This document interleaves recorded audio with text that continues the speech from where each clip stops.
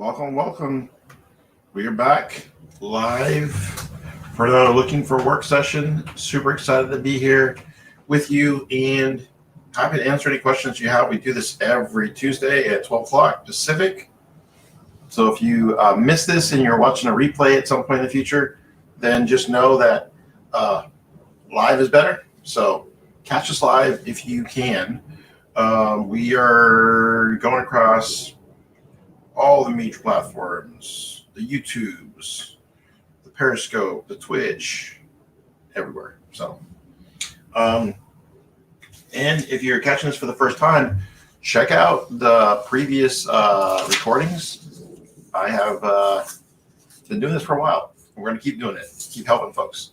If you have a question, feel free to drop it in the comment box, and that question will come directly to me, and then I'll be able to answer it for you. And I'll just hang out here for a while, answer questions for folks. Hey there, Smita. Good to see you. Thanks for joining us. Feel free to ask any questions that you have. Let's try and help folks that are currently looking for work and are looking to kind of navigate the process of landing that first job in tech.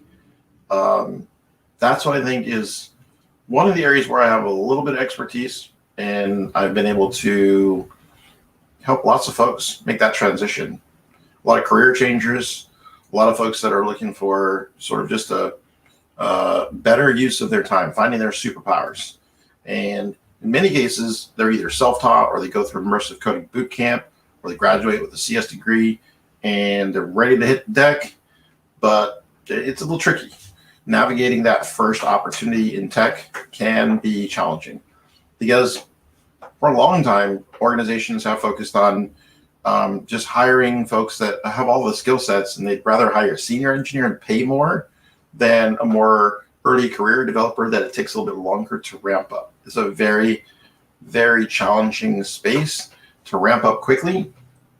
So keep that in mind. If you're out there looking, a lot of the labor shortage that there's currently in the market, there's a lot of openings, lots of availability, will start to kind of force employers to be more open to hiring early career developers. But it means that you really do want to step your game up and make sure that you are putting your best foot forward in terms of making yourself the most appealing candidate. And much of that is not your technical skills, it's the soft skills. That's what they want to know. So I see Brian, aerospace is your thing. Love it. Aerospace engineer. Sounds like you're sharp. So like that. I'll throw a little banner down here. We are currently hiring. So if you know anybody that's interested or considering an apprenticeship, man, now is a perfect time because we just opened up a fresh cohort. So we'll probably be doing rolling cohorts. So now the process will just be ongoing. So at any point, if you know somebody, tell them to hit up our website and apply, and it could be the right fit. It's a paid opportunity. It's a full-time job. You get paid to learn how to code, and then we help folks transition into permanent roles at organizations. The ideal candidate, oftentimes people ask us, like, who is this designed for? The ideal candidate is someone that doesn't have the means to go through an immersive coding boot camp, or maybe is like struggling to get through a comp science program or community college. That is the whole idea and mission behind the nonprofit, is to really help people that are traditionally not represented in tech bridge that gap and get the skills that they need to be able to land a job. So if you have some of the technical skills, you have some experience, the better route is ask questions and really treat this job search process like a job and get directly into an organization, because we pay a living wage, but you can make a lot more if you already have all of the skills necessary to, be an entry-level software engineer. This program is really designed to give people those skills if they haven't yet gone through a program. So not that we want to exclude anybody, because you may be the best fit, but the design of the program is really to create an opportunity for people that might not have that technical skill. So if you don't, Please don't feel like that's a distractor from you being able to be potentially successful as an apprentice. So that is a great question. What is something I wish I knew earlier as a software developer? So it took me a while to understand that this concept of tracing the code. So one of the fallacies that I believed for a really long time that I wish I just knew earlier was that you kind of had to understand the whole code base when you were writing an application. You had to kind of like, in my brain, I thought you had the whole thing in your head. You had to know how all of it works at any time. And then if any one thing broke, you just be like, there's no way you'd be able to figure it out. It's kind of the way I still look at a car engine, right? I look inside the hood and I'm just like, there's all these knobs and tubes and valves and wires. And it's like, if any one of these came unplugged, I'd have no idea if more than one of them came unplugged at the same time. If one came unplugged, I'd just play it by ear. But if someone just like yanked all the wires out and yanked all the hoses, I'd be like, I don't know where any of this stuff goes. That's how I felt like with code. And it took me a while to reason through that, no, every application is going to run a certain way. So if you just read the code as if the computer reads the code, you can actually troubleshoot and you can follow the flow of the way the machine would process it. And you can actually debug your applications, even if it doesn't give you very good error messages. It was really surprising to me. And I wish I had just internalized that much earlier on in the process, that it's really not that hard. It's like, if you reverse engineer and you follow the instructions, you'll be able to pick it up. So I think once I learned that, I became much more confident, and that confidence lets you move a little bit faster. A lot of times when people have the imposter syndrome, they don't really feel like they're comfortable with technology, that can make the learning process go much, much slower. So I wish I just knew that earlier. Brian, which tech stack to get expertise on? Market trends, money, varies. So if you are an early career developer, the one thing most folks will recommend is having some T-shaped experience. So what I mean by T-shaped experience is like shallow or general knowledge across a lot of what is required for, like, either if you're building web apps for web development, right? Just being solid across the board, and then having deep knowledge or expertise in one single area, because then you can be competitive because you may know more about that particular thing than other folks. Like you might know more about progressive web apps. And so you can then carve out a niche where you become very desirable or in demand because of that skill set. So I would say overall with marketing trends, it's going to be very local still. So yes, while you can find distributed work, the way you typically go about searching for jobs is in your region or in your industry. You have to look at what are people on the cutting edge starting to do. And then you know that most industries can eventually get there. So it's pretty solid for you to say, hey, these are technologies that are going to have a lot of longevity, a lot of life. So I think a lot right now on a lot of work in the blockchain space that includes crypto, but you don't have to singularly focus on crypto. I think there's a lot in machine learning and AI.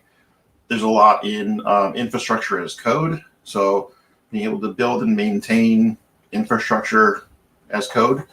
Those are some of the more trendy things. As far as dying, that's hard to say. Like, I can't think of any single thing that I could prove is dead. The first time you say something is dead, some turn around and somebody's like, I would pay a ton of money for someone. So a perfect example of it is like COBOL. COBOL's not dying. I guess people could call it dying. But the banks aren't moving off of that. So there's still plenty of work in COBOL. Flash, we might be able to call dead at this point. So I wouldn't get into Flash. It's not, I think that's pretty much done. But so it's hard to say. When you say weak market adoption, yeah, it's hard to know. Like across the board, it's such a huge question. But I don't think I can give you a really great answer to that. It's very regional, right? So in San Diego, React is super hot. Vue's kind of hot, and then Angular is like, if you're an enterprise, you're using Angular, right? But there's a lot of adoption of React, and some folks like Vue. And so, but it's hard to say, like, as a market, you should adopt this library or framework. It's going to be really situational and based on what do the rest of the peers in the industry, what is the supply of developers? Are they highly skilled in? What's the best fit for that product? So, but if I had to place bets right now, I'd bet on ServiceNow and Microsoft. I would not bet on Salesforce. So if we're gambling, that's where I'd go.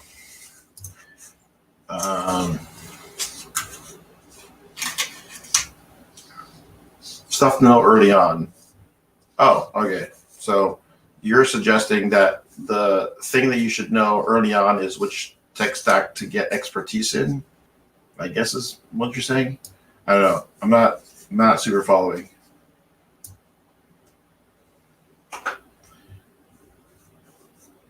Learn Python versus PHP. Yeah, I'm not really following where you're going. If these suggestions, I disagree. I respectfully disagree. I don't think it's that significant to learn Python over PHP. I think it's more important to learn your first language than it is to learn any specific language. However, if you're going to choose something that's outside of like the mean, the average, like you want to learn Kotlin because you just have heard a lot about it. There's a local Kotlin club or there's a Rust club and you want to learn Rust or you want to learn Kotlin. Great, learn it. Now, if the challenge is finding work, then you might want to consider what are the number of openings in the area where you live or where you may be able to like work as a distributed worker. So if your goal is to be employable as soon as possible, then you have one of two directions you could go in. You go small and you could still focus on Kotlin and focus on a small market segment and be highly specialized towards that. You get your T, right? Or you could take the approach of what is the most commonly used set of languages and frameworks, and that would probably be C# and Angular, and you learn that. And that's where you start. So it's gonna vary. I would say most important thing is to just pick up a language or framework that you as a individual are going to stick with and can, take the next year or two and get really solid at, because then you can use that as transferable knowledge to learn whatever other one is the next language or next framework for the specific projects. So, so yeah, Brian's sending a lot of text, so I'm gonna kind of skip through and find Edwin. Not a lot of job seeking, but enjoying the discussion. Barring other questions, would love to hear me elaborate on the soft skills, how people can acquire them, how to demonstrate them. So they're tough to acquire, right? And the mechanism by which I would start acquiring them is via mentorship. Find a trusted mentor that can provide you with feedback and then be open to change, right? Some of them are fairly obvious to folks. We say like soft skills like communication. You should be, and again, this is something where you might have to ask for feedback either from your boss. You might find it in your annual evaluations. You might find this with feedback from a mentor where they'll say, look, you need to work on your communication. You need to be more candid. You need to be more transparent. You need to be more open and more vulnerable. I mean, there could be a variety of different feedback mechanisms you'll get, but you have to be willing to start making those changes. And it's hard. So what I would say in terms of like tangible things you could do to get better at some of those soft skills are read, right? You can absorb a lot of information by reading. So reading what you might consider like self-help books that are going to help you with, business and leadership skills. Those are usually the ones that like most folks are focused on when they say soft skills. Things that we would say are just like super relevant for you to be a good, well-rounded employee, like beyond communication, making sure that you can collaborate well and work well with other people. So that might require some practice. That might require you saying, hey, can I work in some group project or group settings so I can practice being more deliberate about listening and be a little bit more deliberate about trying to solicit feedback from other people and asking other people for their opinions. And rather than just like assuming that I know it, asking folks like, what do you think? Right. So a lot of those soft skills are going to require, depending on which ones you're lacking in, are going to require a different method for you to be able to kind of gain them. But I would go after the ones that employers tell me all the time that they're looking for. So the ones I hear constantly from employers are, they want people that can solve problems, right? So part of solving problems is being inquisitive and not like giving up. So if you have a lot of grit and determination, you're diligent, detail-oriented, you can problem solve, you can communicate well, you can work with others, and you can be open to constructive criticism and coaching, that coachability. All of those things are going to be very hard for you if you don't have the skills to just pick up through osmosis by just like being on the job without a deliberate effort. And then just ask yourself, how, if you had to hire you, would you say you're a good communicator? Would you say that you're you go above and beyond in terms of communicating clearly to people around you, either peers or to your supervisors and leaders? I think taking a self-assessment first and figuring out where you can get better at, and then asking people to sort of like be accountability partners as you start working on that could be super helpful. So hopefully, Edwin, that gives you a little bit of context about how I think about soft skills. And I think they're the ones that are the harder ones to develop in individuals. And it's much easier to teach someone like the technical aspects of being a good software engineer, and much harder to teach them how to be like polite in a code review. Like, it's like you kind of either know how to be polite or you don't know how to be polite, right? And that's a hard one to teach. But being aware of it and having emotional intelligence is helpful in that regard. That way you can at least check yourself and be like, okay, I don't want to come off as abrasive, so I'm going to say this in a kind way, and start with like kindness when you're providing feedback to someone. All right, so hopefully that helps. Brian, you're still listing things, so keep at it, man. Listicles, I like it. Make more money in machine learning and AI than WordPress sites. Yeah, that's a different skill set though. When you make more money in machine learning and AI, because it is far more complex than WordPress websites. But there's nothing wrong with building WordPress websites. In fact, I build a lot of WordPress websites, and it's actually the right tool and the right solution for many businesses that need that. They either need brochureware or they need something they can stand up very quickly. They need a content management system.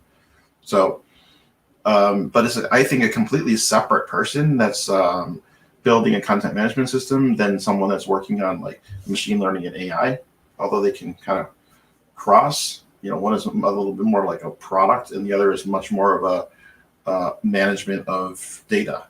Not the data, but like content. Catalog, right? That might not require a whole lot of classification, machine learning, computer vision, models, any of that kind of stuff. I just need to house it and make it available as like a knowledge base or something. So, I don't know. Something to think about. What other questions do folks have? I feel like I've rambled on quite a bit, but I'd love to hear from more folks. Like, what questions do you have about the job search process? Or if you have questions about the apprenticeship, more than happy to hang out, answer some more questions. It does take a little while for me to see the questions, so if I don't see any for a bit, then I am likely to jump off and end this. So if you have a question, please drop it in the comment box so that it will come to me, and then I'll know that I should hang out here versus just talking to myself.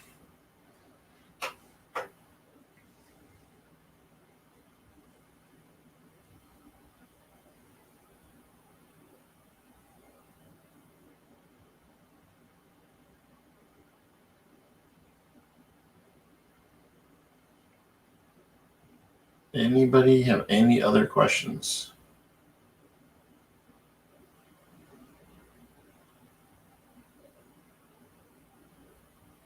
If not, we're going to end early. Hit lunch. Lunching it up.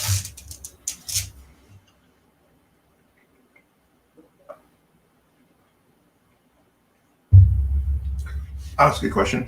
If I can snap my fingers and erase a common misconception about the profession. So this one hits home a little bit because I talked to a lot of people and they think that they're not smart enough. They think they're non-technical. So they're like, it's just never be it. Like you do all that computer stuff with the keyboards and the fancy characters and everything. And it's tough because they're not even willing to give themselves credit that they could actually do it. That's tough. It's kind of disappointing too because they don't envision themselves as being successful. They envision themselves more of a consumer of technology. Like they love using their iPhone. They don't really envision themselves as someone that could build an app on an iPhone. It's like, I think you could do it. I think you could totally do it. A little over a year ago, I could not play the drums. And now I'm kind of decent. And if you had sat me down in front of a drum set a year ago, I would have sounded terrible. But now, like just a year later, I'm actually a musician. This is the first time I ever said that. I am a musician. And it only took a year, right? A year of me just every day spending a little bit of time doing something. But I never would have I thought it was possible, but I never would have really envisioned that in literally just a year, I would be able to call myself a musician. Again, I used to be a DJ, but that's a different percussionist in it. So that would be the biggest misconception. And I think it gets a little tough. It's not quite like the fear of swimming. Like a lot of people, if they don't learn how to swim when they're young, they get really afraid. So it's really hard for them to learn how to swim at an older age. I feel like technology and being afraid of technology can also cause that same sort of need for people to just okay, calm down, take it one step at a time. You'll be able to figure this out. So that's what I feel like. If I could erase that, then I think we'd be in good shape. That everybody that is a software engineer is super smart and knows a ton of math. It's no, some of us are just able to figure stuff out and problem solve. And so that misconception that this is only for people that are super intelligent and can do really well at math, it's terrible for the industry. It keeps a lot of people that otherwise would have some great ideas from becoming a software engineer.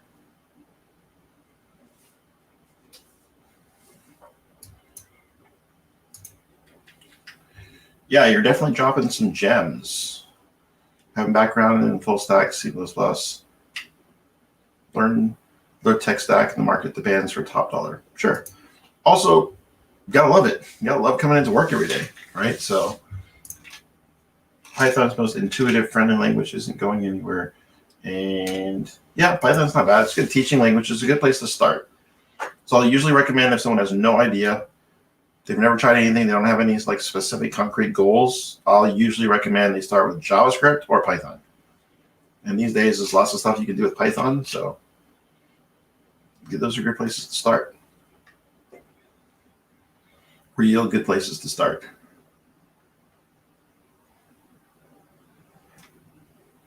Anybody else have any other questions? I feel like this has been a lively session today. Brian's dropping them gems. Any tips for software development as a career? That's a pretty broad question. I think it's a good career. I think it's a very resilient role. I don't think it's going away, and I think there's a lot of growth. I think the future of work is going to involve a lot more people needing to understand software engineering and building things. And I know there's a common misconception that some people have, which is that at some point the machines are just going to start writing all of the code. We are nowhere close to that happening. So we haven't even really gotten that deep into quantum computing yet, and it's that's the whole next level. The way our computers work right now is very different than the way a quantum computer works. So we're way off of a machine being able to be that creative and come up with these concepts. It still requires people being people to help us, level set and get a little bit higher. So I don't think software development is going anywhere. I think it's one of the best careers that you can get into if it's the kind of work that you would enjoy. So for a lot of folks, they don't enjoy struggling. A lot of folks want to feel a sense of comfort and satisfaction. And software engineering is generally not like that. Unless you thrive on solving problems, things being broken, and you're comfortable with that. So you have to be comfortable being uncomfortable, right? And that's usually right around the time you become like a senior engineer. You kind of understand like someone's going to throw a problem your way and you're not going to have an answer to it right away. And you're going to have to work towards a solution, and it's going to, it's going to take you a while. And that's a recurring process. Some folks just don't enjoy that as like your day-to-day work. They like a more repetitive process, and they like to kind of understand what they're doing and feel a high degree of comfort in the work that they do. And so it's not right for everybody. Those types of individuals will really probably struggle with most software engineering. But there could be areas if they're working in a more like functional or working on a platform where they can kind of get into a rhythm where they know how to apply a solution to a given set of problems. That's not how generally software engineering works. Generally, like we're brought in to solve business problems, not to simply re-implement and implement it. There is a small segment of that work, but the vast majority of people don't do implementations. They do problem solving. Put out fires. By the way, if I can't find a mentor, what should you do? Oh man, you can find a mentor. So that's part of this process, right? Is you gotta get out of your shell and you gotta just ask, number one. So a couple places that you could ask for somebody to help with mentorship would be in a local Slack community. So try and find, so in San Diego, we have San Diego Meetup. So you could join the San Diego Meetup community, right? There's like 6,000 members. So you could join the San Diego JavaScript community and you could reach out and say, hey, I'm looking for a senior engineer that can kind of give me some tips, and then ask if someone would be willing to, give you a little bit of mentorship, an hour a month, something like that. So, but if you don't ask, we will not bump into someone and find them. And it's not like you can't just go on LinkedIn and say, hey, I need and just shout, hey, I need a mentor. You have to, make the effort to go where more seasoned people are and then ask them for help. And they're generally really nice and really kind, and people I think are going to be more helpful than I think you're giving people credit for.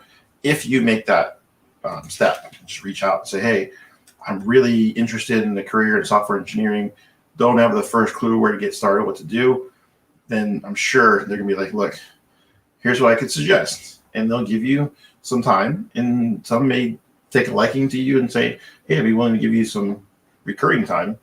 So wouldn't worry about that. I'd make the effort. And I think if you do, you'd be surprised.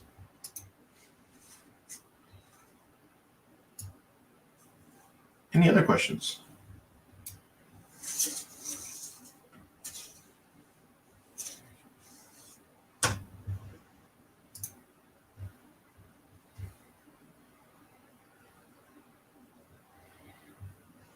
All right, I'm not seeing any other come through.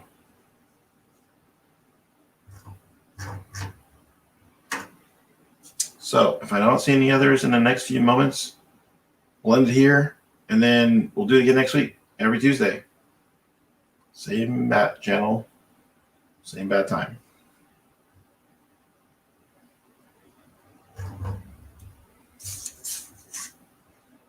And I know it takes a few moments when I say that, and people put comments in. So just as I'm leaving, if that happens, if you put a comment or a question in after this, I will cover it in next week's session. I usually kind of keep an eye out for stragglers. You can also send me an email. Shoot me an email, mike@cccareers.org. Happy to answer any questions that you send me via email live every week on Tuesday. Yeah, you're welcome. All right. I think that's it for today. I think we went a strong 30 minutes. Lots of good questions. Lots of good feedback. Appreciate it, Brian, Edwin, Smita. I'm going to try Alamo Qatar. I hope. Try it. All right. See you next week.